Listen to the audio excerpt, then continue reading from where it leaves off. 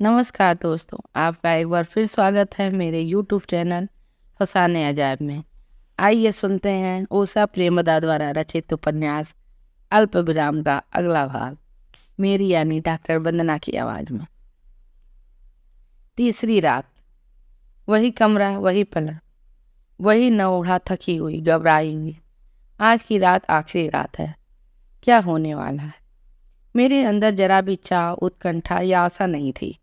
एकदम ठंडी, भावहीन। पति आकर पास बैठ गया। न जाने क्या सोचकर या फर्ज अदा कर रहा हो, मुझे बांह से घेर कर अपनी ओर खींच लिया। उसकी होठ सूखे और पपड़ाए हुए थे। मैं आलिंगन में बंधी हुई थी।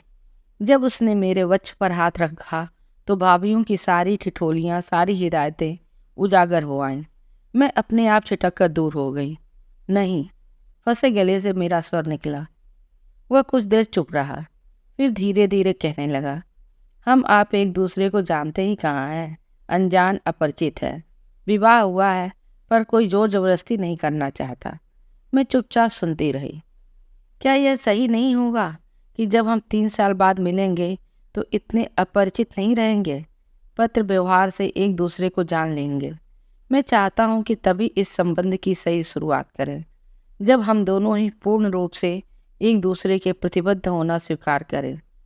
एक रात का शारीरिक संबंध वह केवल एक रस्म होगी। जाहिर है आप मानसिक या शारीरिक रूप से इसके लिए तैयार नहीं, और मैं केवल रस्म निभाने के लिए जोर जबरदस्ती में विश्वास नहीं करता। वो चुप हो गया। उसकी काफ़ी बातें मेरे सिर के ऊपर से होकर गुजर गईं। समझ में केवल इतना आया कि मेरे साथ जोर जबरदस्ती नहीं होने वाली। क्यों, ठीक है ना? उसने पूछा। आप ठीक कह रहे हैं। समझ में बात आए या नहीं, सहमत होना ही सही है। बहुत बाद में यह क्षण याद करके हंसी भी आई।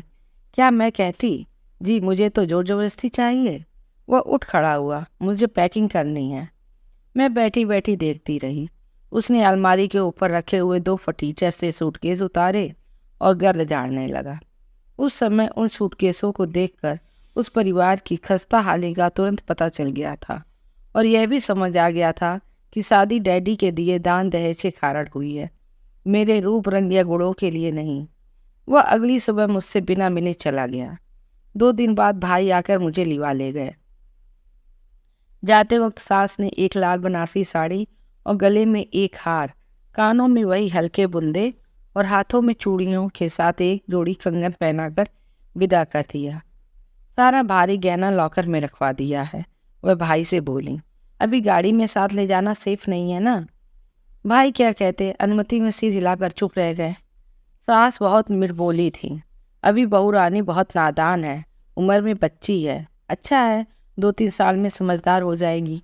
कुछ रुक कर पढ़ाई तो चलती रहेगी ना। खाली घर में बैठकर क्या करेगी?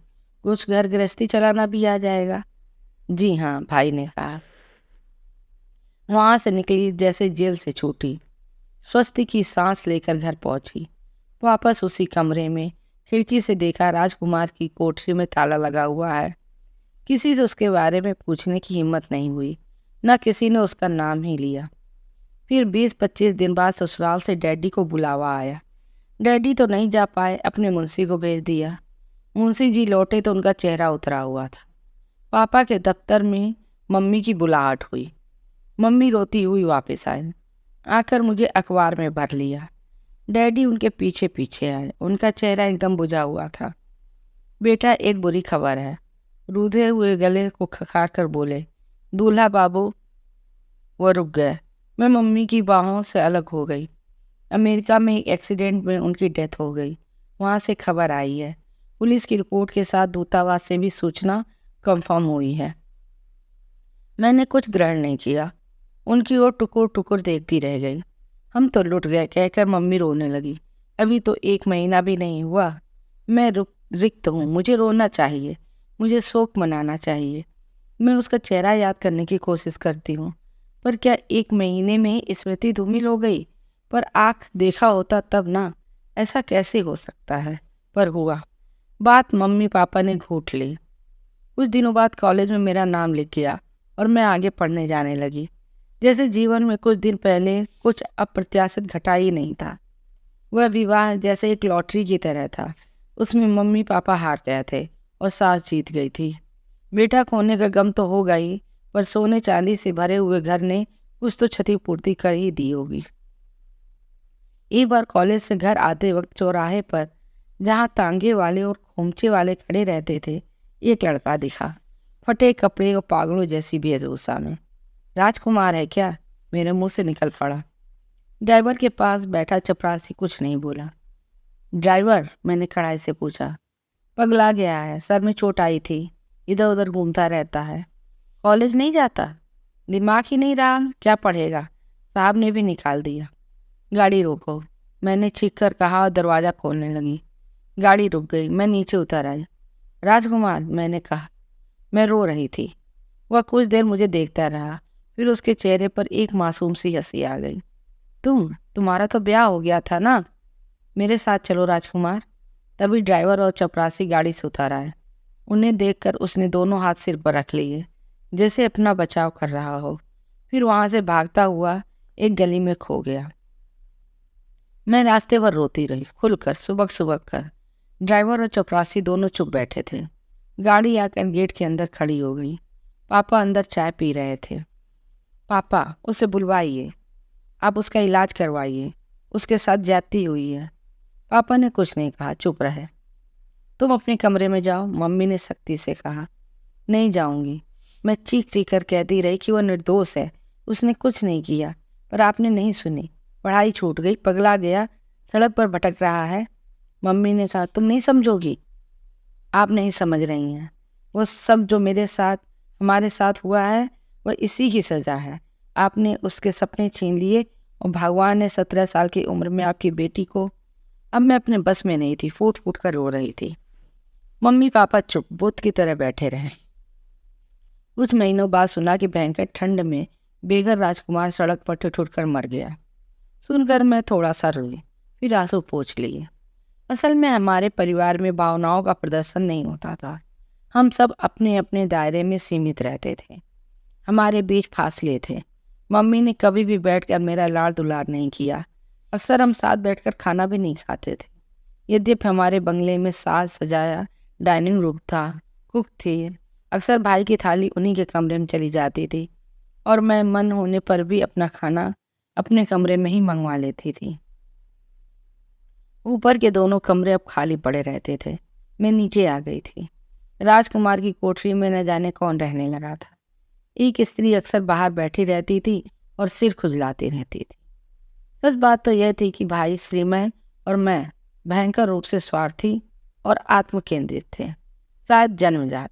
अपने मन में मालिक और दूसरों की इच्छा का संपूर्ण उल्लंघन, अपनी मनमानी और अपने ही सपनों और भावनाओं को जानना और पूरा करना। मम्मी मेरे ऊपर निगाह रखती थी। वह जो कहती थी मैं निर्विवाद मान लेती थी। उन्हीं ने कहा था कि अब विवाह के दौरान जो कपड़े बने थे उन्हें पहनकर ख़त्म करो, और जो हुआ सो हुआ। तुम्हारी ज़िंदगी थोड़ी ही ख़त्म हो गई है। तुम कॉलेज जाओ, पढ़ती लिखती रहो। वो थोड़ी झिझकी। कोई अच्छा लड़का मिल गया तो फिर से। अच्छा लड़का? मेरे मुंह से अपने आप निकल गया। मेरे स्वर में व्यंग था। मम्मी चुप हो गई, फिर उठकर चली गई। मैं अपने रिश्ते के चचेरे फुफेरे भाइयों की सूची मन में दोहराने लगी। फूफाओं की नामावली मेरे आगे तैर गई। वो सब अच्छे लड़के ही तो थे। भारी भारी दहेज लेकर बुआएं ब्याही गई थी। पढ़ा लिखा, कमाने में समर्थ, ठीक ठाक परिवार, बस यही तो अच्छी लड़की की विशेषताएं होती थी। शक्ल सूरत से क्या होता है? शायद इसीलिए फूफाओं के रंग रूप पर ध्यान न देकर गोरी गोरी सुंदर भावुक संगीत सीखती, सितार बजाती, कविता लिखती हुई बुआएं ऊंची सरकारी नौकरी पाने वाले डॉक्टरों, वकीलों और व्यवसायियों को ब्याह दी गई थी। और उनसे पूछता कौन कि उन्हें अपने अपने पति पसंद आए कि नहीं। वह घर गृहस्थी चलाने, सास ससुर की सेवा करने, छोटे देवर नंदों को पढ़ाने और ब्याहने में लीन हो गए। उसी प्रकार भाभियाँ भी। पर यह मेरे विद्रोही मन की सोच थी। मुझे सभी अपने अपने जीवन में मग्न दिखाई देते। कभी कभार जब हमारे पास आती तो उनके जीवन में कोई विघटन, कोई विद्रोह की झलक भी नहीं दिखती। एक खोजा तो था अच्छा लड़का मेरे लिए। अच्छा ही होगा, मेरा तो बहुत थोड़ा ही सा संपर्क था। पर भाभी का मत था कि जो बिध गया सो मोती। कुछ दिन बाद जिससे ब्याह होता है वो अच्छा लगने ही लगता है। तो मम्मी पापा मेरे लिए एक दूसरा लड़का ढूंढेंगे। मैंने अपने आप से कहा, मेरे कोई सपने नहीं, न पहले न अब। मैं तो राजकुमार को डिप्टी बनने के सपने में शामिल हो गई थी। वो लड़का गांव का जब डिप्टी बन जाएगा तो पापा को कितना संतोष होगा। पूरे गांव का सीना गर्व से थन जाएगा और मम्मी उसके लिए पढ़ी लिखी सुसंस्कृत बधू लाएंगी। पैर फैलाकर बेसबूर बैठने वाली, हरदम सिर खुजलाने वाली लड़की नहीं। हाँ, यदि उस युवक पति से कोई रागात्मक संबंध जुड़ गया होता तो मेरे सपने भी होते, मगर अब हर दिन एक सा था। विमेंस कॉलेज में क्लास, घर लौटकर सांझ ऐसे ही बिता देना, सो जाना, न कोई सहेली, न साथ, न पुस्तक, न संगीत, एक सपाट द्वंद्वहीन जीवन। इसी तरह बीए कर लिया और फिर ऐसे ही एमए में नाम लिख गया। मैं जो हूँ सो हूँ। कभी सोचती हूँ कि मुझे आगे सोचना चाहिए, पर ज़रूरत क्या है? क्या पापा या भाई मेरा भार नहीं उठा सकते? मेरा भार? न कहीं आना न जाना, न शौक, न सिनेमा या सिविल लाइंस के चक्कर। ऐसे ही दिन कट रहे थे, कटते रहेंगे। भाई आईएएस में आ गए थे, पहली बार के प्रयत्न में ही। घर में जैसे उत्साह की लहर आ गई। विवाह होगा तो कसकर दहेज मिलेगा। शायद उसी के चलते बेटी का फिर से ब्याह हो जाए। तुम लड़के देखती रहना विचित्रा, मम्मी बोली। अगर माताजी ने दोबारा गहना लखपत्ता देने को मना भी कर दिया तो श्रीमय की बहू को देने के बाद मेरे भी पास बहुत देरा बचेगा। मम्मी दिल की बात सिर्फ विचित्रा मौसी से ही कहती थी। हाँ हाँ, क्यों नहीं। विचित्रा मौसी ने मेरी तरफ देखा। यह बयान निरानिर तुम्हारी पसंद से होगा। मैं चुप रही, निर्लिप्त। अब फिर वही उत्सव, वही धूमधाम, वही तमाशा। यह सब मुझे नहीं चाहिए था, परंतु अभी से क्या कहना, वक्त आएगा तो देखा जाएगा। बस अब सारा दारोमदार श्री पर है, मम्मी ने कहा, मेरी एकदम अवज्ञा करके, जैसे मैं स्पंदनहीन एक खंभा हूँ। पहली बार तो ठग गए। झूठी शान और नाक ऊंची रखने के लिए सामर्थ्य से अधिक खर्च कर दिया। अब दोबारा वह सब करने की हिम्मत नहीं बची है। ये भी रिटायर होने वाले हैं। एक बार कुर्सी छूटी तो उसके साथ साथ सारा तामझाम भी खत्म। आईएएस होते ही भाई के लिए रिश्तों का तांता लग गया, पर मम्मी डैडी ने इतनी ऊंची पसंद कर रखी थी कि कोई बात नहीं जमी। कुछ समय बाद दूर दूर तक बिरादरी में मशहूर हो गया कि इन लोगों की मांगें और दिमाग कुछ ज़्यादा ही ऊँचे हैं। लड़की लंबी, दुबली, पतली, गोरी, सुंदर, कॉन्वेंट की पढ़ी लिखी और साथ में कुबेर का खजाना लाने वाली। Good luck to you Manimay Verma और सुचित्रा वर्मा। मैंने एमए कर लिया, डिग्री हाथ में आ गई। काफ़ी है। हमारे बंगले के आगे पीछे बड़े बड़े लॉन थे। एक पेड़ पर मेरा झूला था, लाल चंदन की लकड़ी का। जब मेरा मन होता तो पेड़ पर टांग दिया जाता और रात को अंदर आ जाता। मैं उसी पर बैठी सूर्योदय सूर्यास्त देखती। जीवन ऐसे ही बीतेगा, द्वंद्वहीन, तनावहीन। छोटी छोटी खुशियों में भी संतुष्टि थी। प्रेम, रोमांस, शारीरिक तुष्टि की चाहना, न जाने क्यों मैं इन सबसे बेपरवाह थी।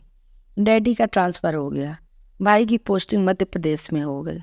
उन शहरों का मैंने नाम भी नहीं सुना था। छिटपुट रिश्ते आते रहे और भाई की सलाह लिए बिना ही मम्मी पापा उन्हें रिजेक्ट करते गए। मन में आश्वासन था कि अच्छे लड़के की लिस्ट में भाई सबसे टॉप पर थे। आईएएस, अकेला बेटा, देखने में आकर्षक, और फिर बाप भी डिप्टी कलेक्टर। छोटा सा परिवार, कोई लंबी चौड़ी जिम्मेदारी नहीं। शादी तो होगी कहीं न कहीं, देर या सवेर। पापा शाम की सैर से लौटे तो पाया कि आंगन में एक लड़की खड़ी थी। चौड़ी मांग में चटक सिंदूर, तेल युक्त चिपके चिपके बाल, बड़ी सी टिकुली, आंखों में काजल, चटक छापे की साड़ी और हाथ में कांच की हरी हरी चूड़ियाँ। वो पापा के चरण स्पर्श के लिए झुकी, पर पापा पीछे हट गए। एक नज़र उसे देखा, फिर अंदर आकर मम्मी से पूछा, तुमने नई नौकरानी रखी है? मम्मी सरे शाम से ही रो रही थीं। अवरुद्ध कंठ से बोली, आपकी बहू है। पापा हक्के बक्के उन्हें देखते रह गए, अवाक। कि मैं आए हैं, मम्मी ने रुक रुक कर रोते रोते कहा। कह रहे हैं कि इस लड़की से शादी हो गई है। मतलब शादी हो गई है? क्या मतलब? उधर से चपरासी की लड़की है, घर के काम के लिए आया करती थी। कुछ गड़बड़ हो गई, पंच लोग लाठी डंडे लेकर मार डालने को आ गए थे, शादी करनी पड़ी। ऐसा कैसे हो सकता है? हमारा श्रीमय नौकरानियों से छेड़छाड़ करे? वह ऐसा लड़का तो नहीं। कहाँ है? इससे कहो कि पीछे जाकर सर्वेंट क्वार्टर में बैठे, बीच आंगन में क्यों खड़ी है? क्या कह रहे हैं? बात फैल गई तो बड़ी बदनामी होगी और अंदर में घुसने नहीं दूंगी। ठीक है, इसे बरामदे में बैठने को कह दो, फिर मैं आए तो बताना। वो लड़की कब से खड़ी थी, चुपचाप इधर उधर टुपुर टुपुर आंखों से देखती हुई। नौकर ने ले जाकर एक मोड़ा उसके लिए रख दिया। बैठ जाओ, अवज्ञा से बोला। उसके अंदर आने पर मैंने उससे कहा, जाओ कुछ चाय पानी या खाने पीने को तो पूछ लो, पर वो हिला तक नहीं। मम्मी जी कहेंगी तभी। भाई के कहने पर वो इस लड़की को बहू बनाना ही पड़ेगा, नहीं तो वापस जाने पर उसके जात बिरादरी वाले उनका कत्ल कर देंगे। पापा को जैसे हार्ट अटैक आ गया। यह बेवकूफ़ी हुई कैसे? उन्होंने गरज पर पूछा। डैडी, इस लड़की ने घर वालों से मिलकर पैसों के लालच में मुझे फंसाया है, पर मैं इसे छोड़ नहीं सकता। मेरे कैरियर का सवाल है। बहुत फिल्मी और नाटकीय तरीके से डैडी ने भाई को केवल घर से ही नहीं बल्कि अपने जीवन से भी निकाल फेंका। न आना जाना, न बातचीत, न कोई संपत्ति। जैसे प्रवाल श्रीवास्तव नाम का उनका कोई जमाता कभी नहीं था, वैसे ही श्रीमय वर्मा भी उनका कोई बेटा नहीं था। और अब दोनों में से कोई नहीं, केवल डैडी, मम्मी और मैं। न भाई की कोई खबर मिली, न हमारी, और न उनसे कोई संपर्क हुआ। डैडी की मृत्यु का सुनकर वो लौटे तो अकेले थे। उनकी नई पोस्टिंग हो गई थी और वो हमें लिवाने आए थे। मैं उस औरत के साथ नहीं रहूंगी, मम्मी ने घोषणा की। वो औरत अब नहीं है, भाई ने कहा। क्यों, क्या मर गई? नहीं, कहीं चली गई। चली गई कैसे? पैसे लेकर। मम्मी चुप, फिर बोली, कितना? बहुत। उसे, उसके परिवार को, गांव वालों को, सबको पैसे भरने पड़े। उन्होंने इज्जत का मुद्दा बना लिया था। वह भी सबसे मिलकर झूठ पर झूठ बोलती रही। अदालत में हर्जाना देने पर शादी रद्द कर दी गई। अब हम तीनों चुप थे। भाई के उठकर जाने पर मम्मी ने लंबी सांस छोड़ी। अकेले ही मुझसे कहा, चलो छुट्टी मिली। बाद में भाई ने बताया कि घर वाले उसे मारते पीटते थे। सद्भावना में भाई उससे अच्छी तरह बोल लेते थे, कभी कभार कुछ टिप भी दे देते थे। उसी पर पूरा केस बन गया। लड़की ने भी कहा कि भाई उसे पैसे देते हैं क्योंकि उससे उनका संबंध है। मैं बहुत दिनों तक उसके बारे में सोचती रही। चपरासी की अनपढ़ लड़की बाप या बिरादरी की नहीं मानती तो क्या करती? अब कहाँ होगी? शायद उस पैसे से ब्याह होगा, पर नहीं, किसी को भी पता नहीं उस लड़की का क्या हुआ। हाँ, चपरासी ने जरूर घर पक्का करवा कर दूसरी मंजिल बनवा ली और उसका बेटा फटफटिया पर आने जाने लगा था। नई पोस्टिंग पर भाई का सामान लेकर आने वाले पुराने ड्राइवर ने फुसफुसाकर मम्मी को बताया। हम सबने साहब की तरफ से गवाही दी थी। तो ऐसे समाप्त हुआ चपरासीन प्रसंग। फिर क्या हुआ मेरे पति प्रवाल श्रीवास्तव को, जो पढ़ने अमेरिका गए और 10-12 दिन बाद ही एक दुर्घटना में समुद्र में डूब गए। काफ़ी प्रयत्नों के बाद तैराकों ने उनका ओवरकोट ढूंढ निकाला, जिसकी जेब से सीलबंद कागजों की बिना पर उनकी एक अप्रत्याशित दुर्घटना में मृत्यु घोषित कर दी गई। भाई देखने में स्वस्थ और आकर्षक थे। वो कॉलेज के समय से ही अच्छे गायक थे और उनकी आवाज़ पंकज मलिक से मिलती जुलती थी। उनकी पंकज मलिक के गाने का अंदाज अपना लिया था और हर महफिल में वही गाते थे। जिंदा दिली थी और उन्हें कोई झिझक नहीं थी। कंपटीशन में तो आना ही था, बचपन से ही उनका लक्ष्य था और अनेक हॉस्टल, कॉलेज, पढ़ाई सभी इसी लक्ष्य पर केंद्रित थे। उनके साथ उनके 3-4 दोस्त और सहपाठी भी कंपटीशन में बैठे और सभी सफल हुए थे। बिहार के मोतिहारी शहर से आया मधुरेंद्र फॉरेन सर्विस में और 2 अन्य एलाइड सर्विस में। एक इनकम टैक्स कमिश्नर बना और दूसरे का पता नहीं। पापा ने भाई से हल्के से बात छेड़ी। उस किसी फ्रेंड्स की बहन से बात करो ना। भाई ने कहा, सोचा तो मैंने भी था, पर उन सबके बड़े ऊंचे ऊंचे और महंगे रिश्ते आ रहे हैं। तो फिर तुम भी ऐसा ही सोचो, मम्मी ने कहा। तुम्हारी शादी के कैश और दहेज से बहन ब्याह देंगे। भाई बहुत देर चुप रहे, फिर बोले, जैसा आप लोग ठीक समझे। शायद तभी मेरे मन में पहला दिवा स्वप्न फूटा। मैं एक सरकारी गाड़ी में बढ़िया सैल्यूट पहने बैठी हूँ। गाड़ी में फुक फुक करती लाल बत्ती है और पास में बैठा है वह मोतियारी वाला युवक जिसे भाई के दहेज से मेरे लिए खरीदा गया है। योग्य और बिकाऊ लड़कों की श्रृंखला की एक कड़ी, परंतु उसने एक काफी मूर्ख और बदशक्ल लड़की से शादी कर ली जिसके पिता राजनीति में बहुत सफल थे। उसके बाद हुआ वो चपरासी की लड़की का प्रसंग। मम्मी पापा ने कभी उसकी बात नहीं की, न भाई की लंबी अनुपस्थिति पर कोई टिप्पणी। पापा एक और बड़े मॉडर्न थे, भाग्य या ज्योतिष को न मानने वाले। दूसरी ओर परिपाटी के पाला, पहले बहनों की फिर बेटी का कम उम्र में ब्याह करके विदा कर देना। पूरे परिवार में सब भरे पूरे थे, सुख दुख अपने तक रखते। केवल मेरे साथ ही यह प्रसंग हो गया था।